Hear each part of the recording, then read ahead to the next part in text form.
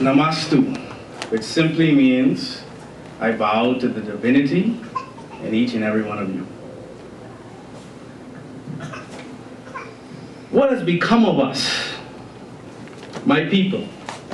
A great nation, a great congregation, a great family whose greatness has been reduced to museums, folklore, myth, and outright misinterpretation. My people, what has become of us? Fed the guilt of our oppressors, guilt that has given us the brave willingness to deny ourselves of ourselves. My people, what has become of us? My people have many people living in them. My people are Christians. My people are Jews. My people are Muslims, Buddhists, atheists, capitalists, communists, and more, and more, and more, and more, and more. But when will my people decide to be simply themselves? Self-hate in the black community as it relates to activism, or lack thereof. As the brethren would have mentioned, yes, I wear many hats, or many attributes. Ankusara is one of them. Today you're being introduced to Pastor Cleveland W. Eneas III of the Coptic Church of the Black Messiah, Nassau branch. I'll explain more after the presentation. Now, I don't really know why or what made me decide that this is what I was going to talk about. But I know I needed an in to this conversation, and it seemed appropriate. So here I am, looking for my people. Are my people here? Yes. I said, are my people here? Yes. Of course you are. My people are everywhere. My people are everywhere but in themselves.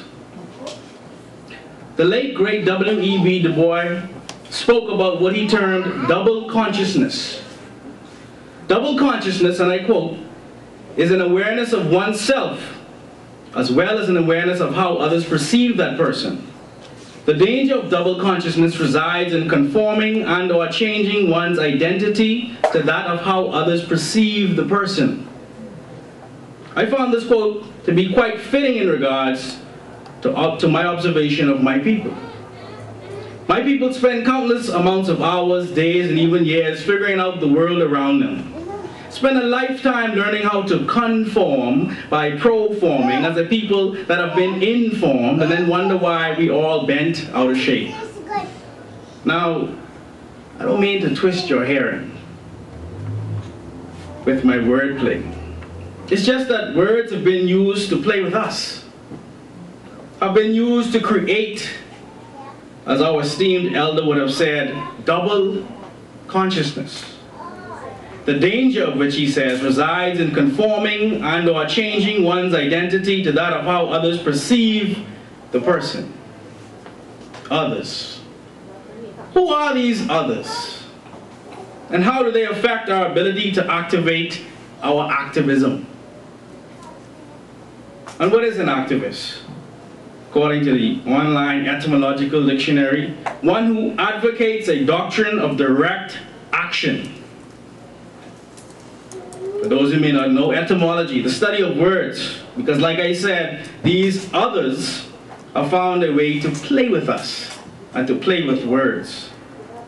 So with that, I re-examine this meaning of the word activist. One who advocates a doctrine of direct action. And what is a doctrine? A teaching or a body of teachings. Learning from the word doctor, which means teacher. I think this is a strategic point to begin this examination from the word doctrine. Because if we as activists are to be advocating a doctrine, then I must ask, which doctrine are you advocating and who gave it to you? Your mothers and fathers or the others?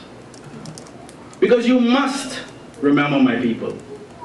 My people are everywhere but in themselves. Now it is well known that if bitten by a poisonous snake, that the antidote or that which will counteract the effects of the deadly poison, comes directly from the very poison itself. An amazing formula designed by nature that is not only found in snake bites and deadly poison, but also in all forms of deadly poison. That is misinformation on the whole, whether it be religion, miseducation, deadly media, peer pressure, and on and on. We, my people, have been bitten in some way, form, or fashion, and must use the anti-poison or reverse of what we have been duped with to get back on track. Now, because my time limits me, I'm forced to address what I feel is the most significant and most detrimental to us as people and as activists, that being religion. You see, the doctrine that one advocates must be in line with that which is best for all people of his or her community. And by that, I mean just that. Common unity, common race, common ideals. In short, common culture. Common culture, a necessary resource that has been undermined by many things, most especially, in my opinion, by religion. A religion that has been pumped into the veins of my people by way of being bitten on its heels, as the book of Genesis reads in the 3rd chapter, the 14th and 15th verses. And the Lord God said unto the serpent, because thou hast done this, thou art cursed above all cattle, and above every beast of the field. Upon thy belly shalt thou go, and dust shalt thou eat all the days of thy life. And I will put enmity between thee and the woman, and between thy seed and her seed. It shall bruise thy head, and thou shalt bruise his heel. So, the serpent has a seed. Walk with me now.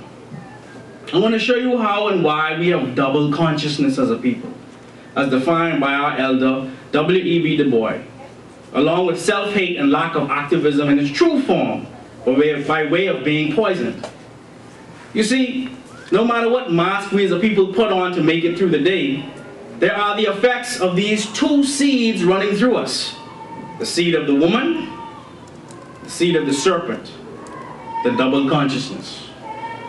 Because we are aware deep down that we, Nubian Melaninites, so-called blacks or Afro-Bahamians, are the woman's seed. But, however, we are distracted by the pressures of changing our image and likeness to that of the serpents, which leaves us stagnant, helpless, and out of touch with ourselves, leaves us activeless in most cases.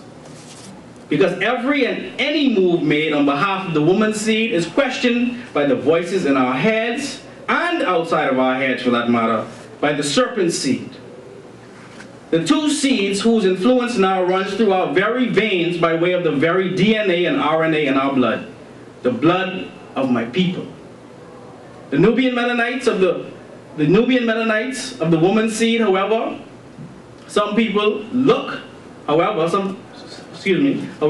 who look like my people may be of the serpent seed, acting like, living like